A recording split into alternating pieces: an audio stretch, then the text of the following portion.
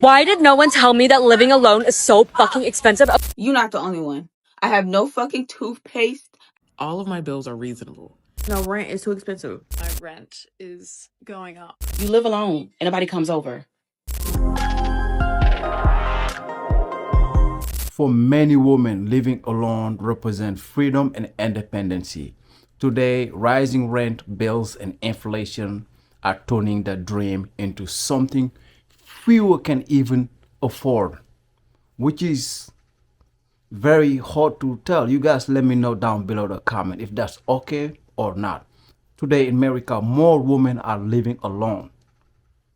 That's why right now the birth rate is declining tremendously, because everybody wants the same thing. Everybody want to live by themselves. People are not choosing to live within family or roommates anymore. You guys let me know. All my life, most of the time, I've been roommates here in America. Roommates, and that doesn't bother me. Okay? If you guys have roommate or haven't have a roommate, let me know if you have lived with roommate down below the comment, because I have done it. Let's check out this video. Why did no one tell me that living alone is so fucking expensive? Okay, I just got a studio apartment. You know, there's like 5 types of soap you have to buy, like hand soap, dish soap, laundry soap. Like, girl, and like, obviously, I knew about all these things, but it's like the actual paying for them. Now that's crazy. Like, that is crazy. I have to raid my parents' house like an all-you-can-eat buffet. Like, I need to do that and just like steal all of it. I just want y'all to know, if you like in your 20s or if you like 22, I'm 22. If you out here and you struggling and you feel like something gotta fucking give, you're not the only one. I have no fucking toothpaste. I have no groceries. I have no gas. I gotta pay my landlord.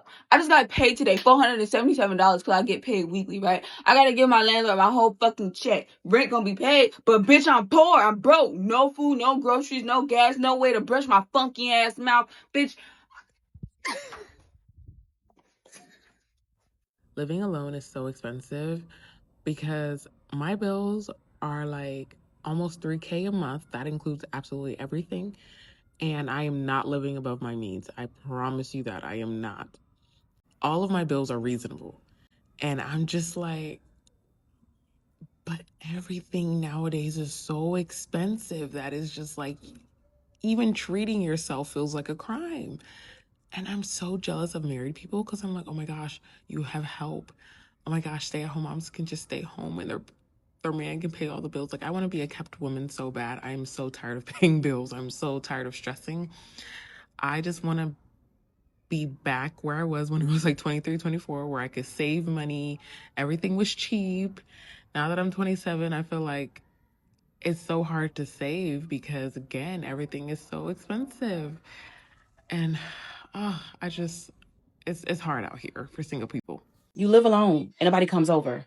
Why are you spending so much money a month for a 2-bedroom, 2-bathroom apartment? But no, really, how often do you have people over your house that you're not comfortable in your personal bathroom? Like, never, right?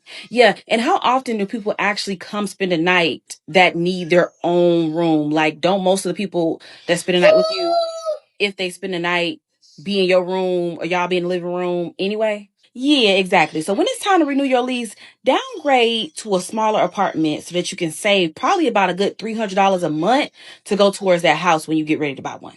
Reasons I'm not moving back home even though rent is too expensive. Number one, my mama, she don't let no sunlight in the house.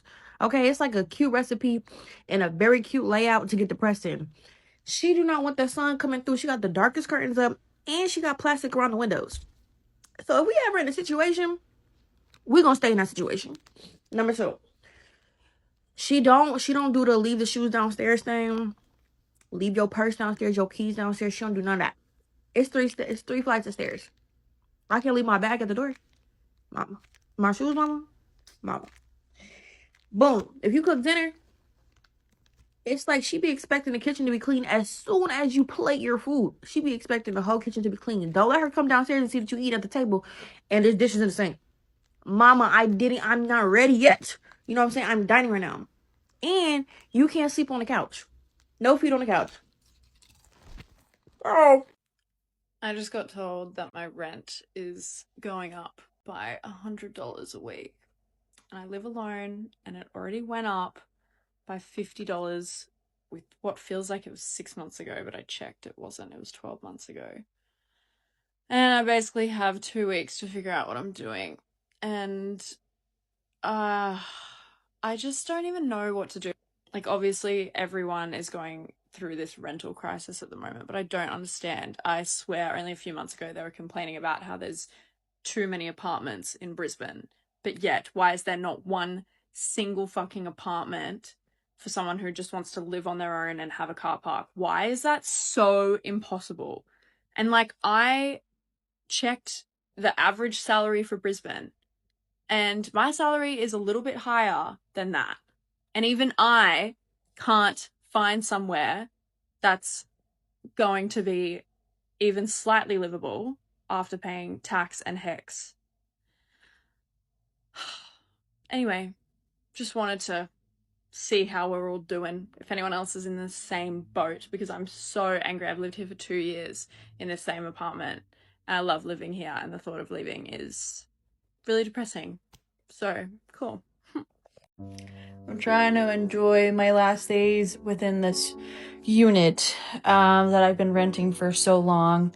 Really sad that I have to leave because they decided to raise my rent $700, and I already pay $2,300 without parking fees, which is $185, and plus utilities. So I'm paying $2,600 a month, and they still decided to raise my rent for another $700. So they want me to pay now $3,000 base rent. Are you kidding me? Being single is incredibly expensive, and I'm not talking about just not splitting rent. The entire infrastructure of America is very much set up for couples. It is baked into the foundation of our country and how we have organized things like housing, healthcare, employment, and the social safety net. Start with something like housing. Zoning laws in most American cities effectively mandate single-family homes, which are designed for nuclear families.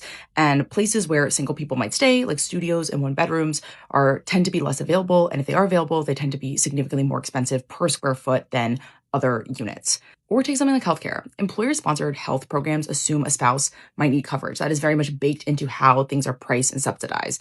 But single people cannot call their friend and, get on their health insurance plan, right? Like, that benefit structure only recognizes one kind of interdependence. And the same with tax policy. It very much compounds all of this. Joint filers get way more tax benefits than single filers. Estate transfers between spouses are tax-free. If I left something to my friend who's been my person for decades, that doesn't matter. They have to pay taxes on it. And what's so interesting is when we talk about the singles tax, we often are thinking about it simply in terms of like splitting groceries or splitting rent. We're not talking about it as a policy category in the same way that we're talking about families. But so many American adults are unmarried. So many of us are struggling or paying more of the singles tax and not thinking about the broader architecture and how it affects us and how we could potentially change it. The hardest part about being single is 100% being able to afford it. It's expensive to be alive. It's expensive to be healthy. It's expensive to live alone. And it's expensive to be a woman. But when you hear those things, I want you to recognize what's your automatic reaction to them. Because for the longest time, mine was, I wish I had a boyfriend to split the bills with. Or I wish I had a boyfriend who paid the bills like a man. And when I sat with that and I pulled back the layers that were there, it exposed the fact that I was taught, it's a learned behavior, it's a learned thought pattern, learned belief, whatever you want to call it. I was taught that in order to improve my financial situation, I had to get a man. I wasn't taught in order to improve my financial situation, I need to improve my skills and therefore market myself in that way and advocate for myself. Now, consciously, I do those things. I have learned to do that. But the deep-rooted childhood shit that I've carried for so long was just like, oh, you have a problem? A man will fix it for you because you're just a girl and you need princess treatment. And I don't know who needs to hear this, but that is designed to keep you as an idiot, respectfully, as a woman.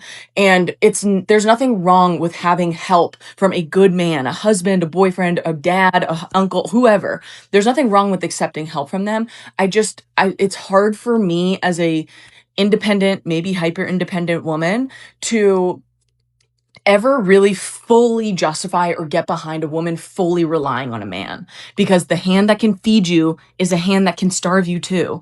And that terrifies me. And it's not to say that all men are bad and financially manipulative, but wouldn't it just be better to be financially secure in your own way? Since now in our world, we are in a position to do that as women. It's not easy, but we can do it. Whereas 50 years ago, they couldn't. They couldn't even get a credit card without a male cosigner in the 70s. It was literally 50 years ago. So all of this to say, when you think about what your financial solution might be, I hope that you, instead of projecting into needing something outside of yourself, I hope you look in the mirror and be like, what am I good at and how can I market that and sell it to somebody else in a way that feels ethical and good and enjoyable and fulfilling to me?